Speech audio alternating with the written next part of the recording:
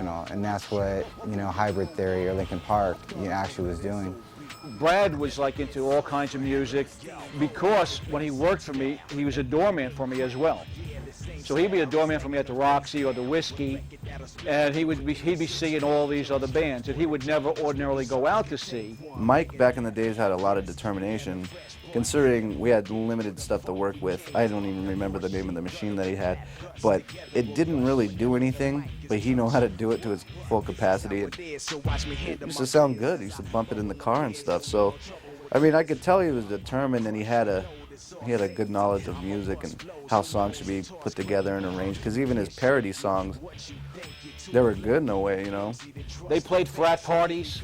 I'd give them sound systems for free to borrow. Just take the sound system, go play the frat party. You know, the only deal was they had to pick it up, carry it to the car themselves, and put it back in the garage themselves. We were loading our cases up by ourselves and lugging them around in a RV. Brad was actually my waiter in my restaurant. And I remember one day we had this show, and my doorman called in sick, my cook called in sick. I had a busboy who was like this old drunken acoustic folk guy, and all of a sudden the show just went off. I mean, Brad's running around, and our busboy comes and goes, "That's it, I've had it, I quit." I said, "You can't quit." He goes, "I quit," and he runs out. And it was like, you know, me and Brad just like fucking doing everything, and it's like, all of a sudden, you know, the show emptied out, and the place was a wreck. And I remember just me and him staying real late, cleaning it all up and stuff. I think that was, he quit after that. To tell you the God honest truth, though, I never saw it coming. I never thought in a million years that Mike would be in the biggest rock band in the world. They did not feel they were gifted. They didn't think anybody was giving them anything on a silver platter. They worked for it. Their original singer, Mark Wakefield, left Zero to manage a band called Taproot. As a new era in the band's life was upon them, they needed a new name. Hybrid Theory seemed apt, as it explained the unique styles of music the band blended together. They were also in need of a new singer. Jeff Blue actually found out about Chester from a band he was in called Grey Days in Arizona. Actually traded some demo tapes between the band and Chester, and then Chester moved out here to LA and became a part of the band. Chester came into play and they had label interest. They were just completely reconstructed, and the energy of the group just completely shifted, and it was extremely presentable, and it worked. It was the right package. System.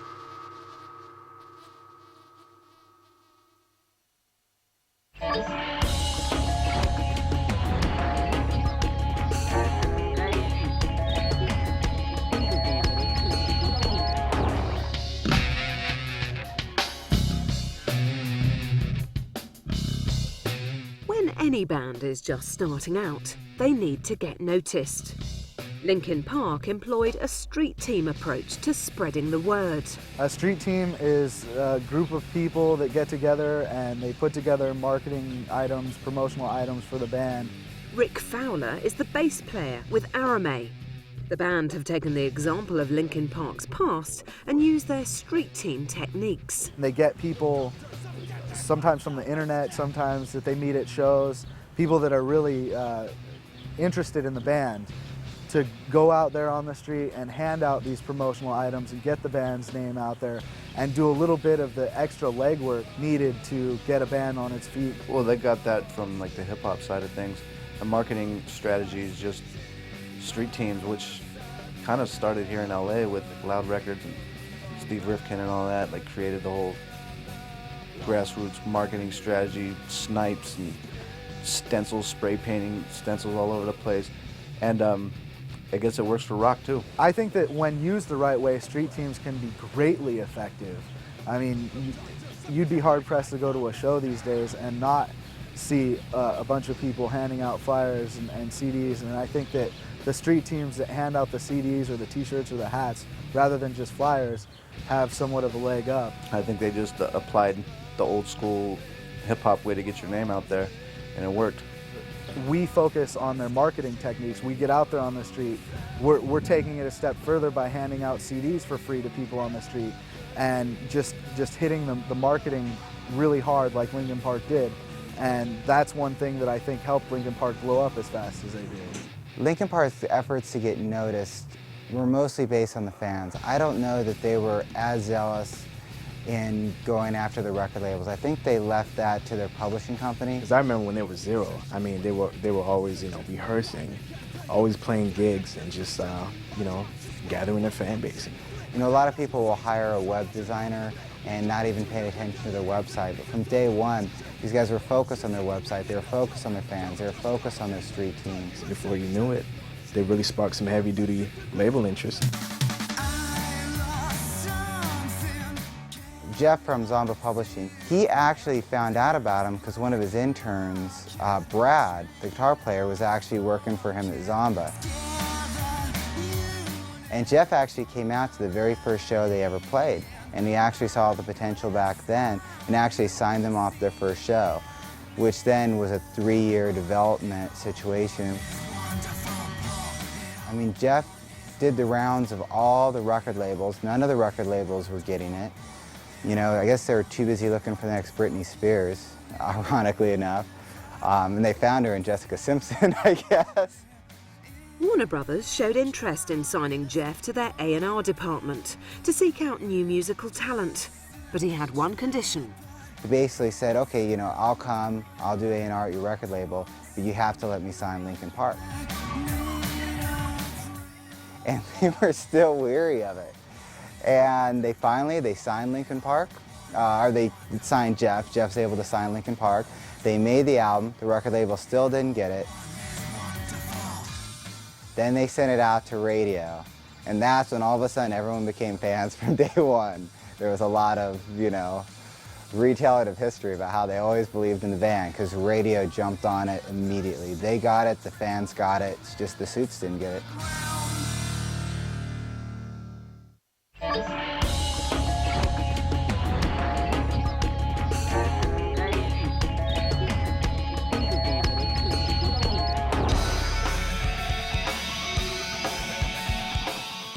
The band decided to change their name for the final time. Chester suggested the name Linkin Park, as he had to drive past the park on his way to rehearsals. They had to change the spelling for legal reasons, but their new name was the final turning point. The name of the park has now been changed to Christine Emerson Reed Park, not quite as catchy. Their first single, One Step Closer, was released in August 2000. When I first heard the song, I was tripping because I only knew Mike to rap a certain way, like being funny and things like that. I didn't really know he had it in him. I didn't even know they had Chester until I saw the video. And then I thought it was great. I knew when Linkin Park had their first single, they were going to be, they were doing well. It was an undeniable single and it made sense at radio. Released in the summer of 2000, their first album was Hybrid Theory, making reference to their former band name. I remember getting the album and loving it. Andy King is the marketing director and DJ for Total Rock. It's the sound of Linkin Park. The radio station prides itself on being the first in Europe to play Linkin Park. It sounded fresh, it sounded new. The first album was incredible.